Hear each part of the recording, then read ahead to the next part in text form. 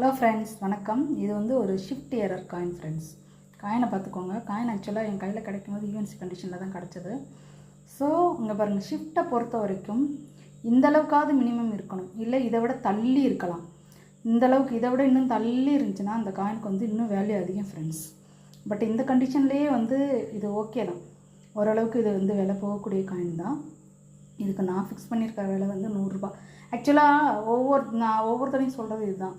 Error காயினை பொறுத்த வரைக்கும் காயினோட கண்டிஷனை பொறுத்து தான் வந்து அதனுடைய வேல்யூ இருக்கும். ஸோ இது வந்து என் கையில் கிடைக்கும்போது யூஎன்சி கண்டிஷனில் கிடச்சதுனால என்னோடய ரேட்டு பார்த்திங்கன்னா 100 ரூபா. அதோட வந்து ஷிஃப்ட்டு பார்த்திங்களா, எங்கேருந்து இது வரைக்கும். இதை விட இன்னும் நல்ல ஷிஃப்ட்டாக இங்கேருந்துன்னு வச்சுக்கோங்களேன், அதெல்லாம் 200 250 ரூபாய்க்கு தாராளமாக போகும், 300 கூட போகும், அந்த மாதிரி இருக்கும்.